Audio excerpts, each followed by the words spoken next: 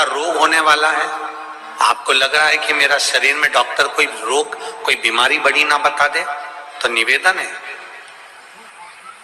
महीने में एक बार धतूरा, धतूरा देखा है सब लोगों ने, जो धतूरा होता है जिसमें कांटे कांटे होते हैं, उस धतूरे को हल्दी में भिगोकर शिवजी को महीने में कम से कम एक बार चढ़ा दिया करो।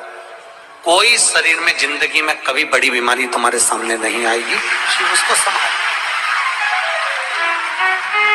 धतूरा भगवान शंकर को चढ़ाने से रोग की समाप्ति होती है। अगर बाबा नहीं सुन रहे हैं तो बेलपत्री एक अशोक सुंदरी वाली जगह पर चढ़ाकर दूसरी बेलपत्री बाबा देवादिदेव महादेव को, ये डंडी का मुख अशोक सुंदरी के यहाँ चढ़ाओ तो उत्तर की ओर, ये जो आप बेलपत्र चढ़ाओगे शिवलिंग के ऊपर, इसकी डंडी का मुख भी उत्तर की ओर, और तुम जब बैठो तो दक्षिण में बैठना। कहां पर बैठना? यहां बैठोगे तो यहां से जो पानी बह रहा है उत्तर में, तो तुम जब यहां बैठोगे तो ये जो जलाधारी है जहां से पानी बहकर जा रहा है यहां बैठोगे, और जब आप जल समर्पित करोगे, जल चढ़ाते चढ़ाते एक बार थोड़ा सा आगे बढ़कर जल की धार को अशोक सुंदरी तक लेकर जाना।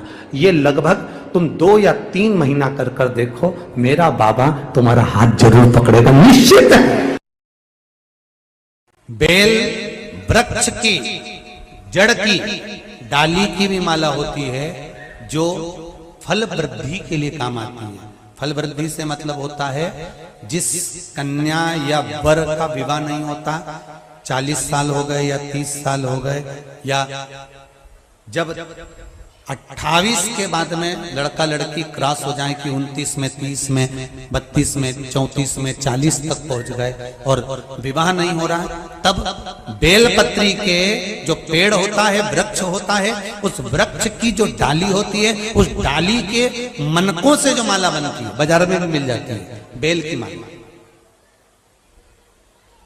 उस माला को भगवान शंकर को समर्पित कर कर बेलपत्री के वृक्ष के नीचे बैठकर भगवान शंकर का पंचाक्षर मंत्र का जाप करना है। कौन सा मंत्र है? पंचाक्षर। पंचाक्षर मंत्र कल बताया था, नमः शिवाय। कौन सा मंत्र है? नमः शिवाय। षडाक्षर मंत्र है ओम नमः शिवाय। पंचाक्षर मंत्र का जाप करना। मान लो कोई ऐसा दुख आ ही गया कि वो कटने का नाम ही नहीं ले रहा, बहुत हार चुके हम जिंदगी से, वो कट ही नहीं रहा, थोड़ा ठीक होता फिर दुख आता, फिर ठीक होता फिर दुख आता, तो शिव और शक्ति का स्मरण करो। बेलपत्री के पेड़ के नीचे जब भी घी का दिया लगाने जाओ तो 2 बाती एक ही दिए के अंदर, एक चावल का दाना उसमें डालकर अपनी कामना कर कर फिर जलाओ। 3 बार भगवान पे चढ़ा हुआ जल जो बहकर जाता है उसको 3 जगह पर जरूर लगाना चाहिए। ध्यान से सुनिएगा। 9 ग्रह जो शरीर पर राहु, केतु, मंगल, बुध, शनि परेशान करते हैं, उसकी समाप्ति के लिए शिव पर चढ़ा हुआ जल नैनों पर, कंठ पर, मस्तिष्क पर, 3 जगह पर, जिसके प्रतिदिन शिव पर चढ़ा हुआ जल लगता है उसको कभी 9 ग्रह परेशान नहीं कर सकते। शंकर की कृपा बरसती है, शंकर की करुणा बरसती है, उस जल का तेज। आपका कोई काम उलझ रहा है, आपका कोई काम ऐसा है जो बहुत दिन से उलझा हुआ है, चाहे वो कोर्ट कचहरी का हो, चाहे वो किसी से जुड़ा हुआ हो, और वो नहीं हो रहा, तो स्कंद पुराण कहती है, हमारे खंड में भी वर्णन है शिव महापुराण, कि किसी भी नवमी को आप आंवले के पेड़ के नीचे घी का दिया लगाकर,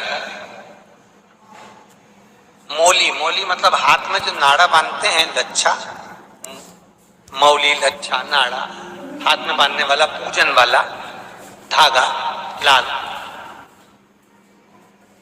घी का दिया लगाकर 5 परिक्रमा आंवले के वृक्ष की कर लीजिए और परिक्रमा कर कर धागे को वहीं पर छोड़कर थोड़ा सा धागा और अलग से लेकर किसी टहनी पर उसको कामना कर कर बांध दीजिए। महाराज 10वीं तिथि को, 9वीं को तो ये करोगे, 10वीं को वापस जाकर आंवले के पेड़ के नीचे घी का दिया लगाइए और जो धागे की आपने टहनी पर जो धागा बांधा है उसको खोल कर ले आइए, अपने हाथ पर बांधकर उसी धागे को पहनकर अपने काम के लिए निकल जाइए, आपको सफलता प्राप्त हो जाएगी। स्कंद पुराण में आंवले के वृक्ष का बड़ा महत्व है महाराज। कि जैसे अष्टमी तिथि या नौमी तिथि किसी भी महीने की, चाहे शुक्ल पक्ष की हो चाहे कृष्ण पक्ष की हो, अष्टमी और नौमी तिथि ये 2 तिथियां ऐसी हैं, मान लो तुम्हारा पैसा तुमने किसी को दिया 5 लाख 4 लाख 3 लाख 10 लाख 8 लाख 2 लाख 50,000 25,000 20,000 40,000 और वो पैसा नहीं दे रहा आपको, आप हार गए कह कर, फोन लगा कर, भैया दे दे रहे, परेशानी है, दे दे रहे भैया, हम तो परेशान हो गए, और हार गए, नहीं मिल रहा, बहुत परेशान।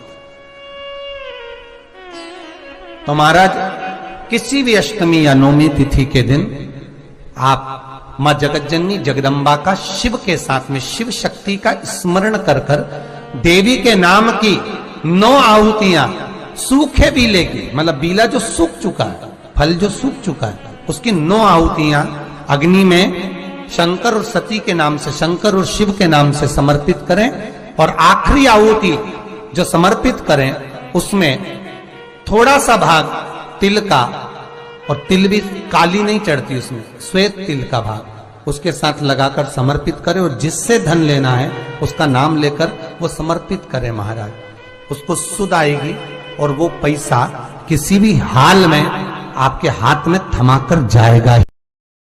श्री शिवाय नमस्तुभ्यम हर हर महादेव। साथियों, भाइयों बहनों, आशा करती हूँ सब लोगों को हमारे गुरुदेव जी की कथा बहुत पसंद आई होगी और उन्होंने अपनी कथा के माध्यम से बहुत ही अच्छे अच्छे उपाय बताए हैं। उन्होंने अपना एक उपाय ये बताया है कि जिस भी व्यक्ति को बहुत ज़्यादा तकलीफ हो, बीमार हो और रोग कष्ट दूर होने का नाम ही नहीं ले रहा हो, तो उन्होंने एक अच्छा उपाय यह बताया है कि जो धतूरा होता है, धतूरा को हल्दी में भिगो के शिवलिंग के ऊपर चढ़ाना है।